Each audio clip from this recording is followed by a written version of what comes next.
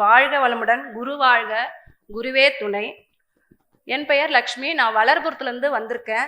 நான் திருவள்ளூர் மண்டலத்திலேருந்து விஎஸ்பி வளர்புரம் கிராம சேவகத்துலேருந்து வந்திருக்கேன். நாங்கள் இருக்கிறது ஒரு குக்கிராமம். அந்த கிராமத்துக்கும் டவுனுக்கும் பார்த்தீங்கன்னா பஸ் வசதி சரியாக கிடையாது. இன்றைக்கும் அது வரைக்கும் பஸ் வசதி சரியாக போட்டு தரல. இதில் இந்த மாதிரி இருக்கும்போது நான் தனியார் பள்ளி ஆசிரியர். கொரோனாக்கு அப்புறம் சில காரணங்களால் என்னால் ஆசிரியராக தொடர முடியல. அதுக்கப்புறம் எனக்கு உடல் ரீதியாகவும் மன ரீதியாகவும் பல பிரச்சனைகள் வந்துச்சு. உடற்பயிற்சி பற்றி எனக்கு நல்லா தெரியும். அதனால் பல மன்றங்களுக்கு போயிட்டு உடற்பயிற்சி எப்படி கற்றுக்கிறது, எந்த டைமில் கற்றுக்கிறது அப்படின்னு யோசித்தேன். போய் கேட்டேன். அவங்க என்ன சொன்னாங்க, உங்கள் ஊர் எங்கள் ஊருக்கு சொல்லித்தர முடியுமா கேட்டதுக்கு, உங்கள் ஊர் ரொம்ப தொலைவில் இருக்குது, எங்களுக்கு போக்குவரத்து இல்லை, சரி நான் வாய்ப்பு இருந்தால் நாங்கள் வர்றோம்னு சொன்னாங்க. அந்த கிராம சேவை திட்டத்திலிருந்து இப்படி போச்சு கொஞ்ச நாள். திடீர்னு எங்கள் ஆசிரியர் கலை அம்மா வந்தாங்க.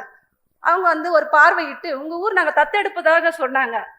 அப்படியே ஒரு கூட்டம் போட்டு ஒரு சின்ன மீட்டிங் ஒன்று போட்டு பேசினாங்க.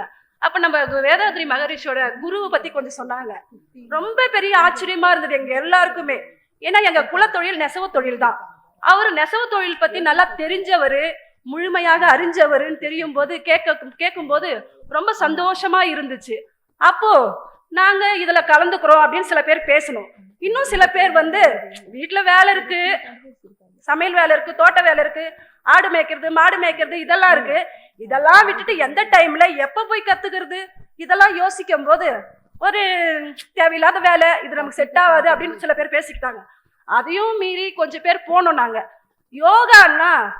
யோகா ஒரு உடற்பயிற்சி தான் இருக்கும்னு நானே நம்பி இருந்த ஒரு ஆசிரியரா இருந்து அங்க போன பிறகு தெரிஞ்சது உடலுக்கும் மனதுக்கும் ஒரு புத்துணர்ச்சி, பல தைரியமான விஷயங்களை முடிவெடுக்கிற திறமை இதெல்லாம் உருவாச்சு. அதை கேட்கும் போது பெண்ணின் பெருமை, குடும்ப அமைதி, இந்த கிளாஸ் எல்லாம் எடுத்தாங்க. அப்ப நாமளும் தைரியமா எடுக்க முடியும். பல முயற்சிகளை ஆசிரியர் இருந்து நம்ம இப்ப கிராமத்துக்கும் நம்ம சொல்லி கொடுக்க முடியும் அப்படின்னு ஒரு தம்பு வந்துச்சு. இந்த ஆழியாருக்கு வந்த பிறகு நேத்து நடந்த முக்கியமான ஒரு கிளாஸ்ல ஒரு விதை ஆதியும் அந்தமும் ஒரு பெண்ணாலதான் உருவாகுது அப்படின்னு சொல்லும் போது இந்த பெண்களெல்லாம் பார்க்கும்போது எனக்கு தோணுச்சு, நாமளே இவ்வளோ பேர் இருக்கோம், மொத்த பேருமே போயிட்டு நடைமுறைப்படுத்தணும் அப்படின்னு நினைச்சா எப்படி மாறும் உலகம். அதுவே எனக்கு ஒரு சந்தோஷமா இருந்துச்சு நேத்து. இந்த மாதிரி ஆழியார்ல கொடுத்த இந்த வகுப்பாசிரியருக்கு ரொம்ப நன்றி. இந்த 3 நாள் பயிற்சி எனக்கு.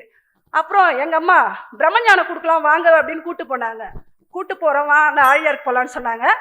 அப்போ இங்கே சிஸ்டம்லாம் நிறைய இருக்கும் அப்படின்னு சொன்னாங்க. என்ன சிஸ்டம்னு பார்த்தா ஃபுட்டு, இன்னைக்கு சைலண்டாக இருக்கணும், டைம் ஃபாலோ பண்ணணும்லாம் சொன்னாங்க. ஆனால் எங்களுக்கு முன்னாடி ஆசிரியர் டைம் ஃபாலோ பண்ணுறது இந்த வகுப்பில் நான் பார்த்தேன். அதெல்லாம் ரொம்ப மகிழ்ச்சியாக இருந்தது. இது மாதிரி இருந்தாலே வாழ்க்கை நல்லா போகணும்னு தோணுது. இந்த ஆழியார் எனக்கு ஒரு சொர்க்கமாக தான் தெரியுது. இந்த இயற்கை சூழலும் ரொம்ப பிடிச்சிருக்கு. இதனால் ஆழியார் எடுத்த வகுப்பு ஆசிரியர்களுக்கும் எங்க மன்ற ஆசிரியருக்கும் எங்களுக்கு அந்த ஊர்ல எங்களையும் மீறி அந்த இடம் கொடுத்தாங்க பாருங்க, அவங்களுக்கும் ரொம்ப நன்றி. வாழ்க வளமுடன்.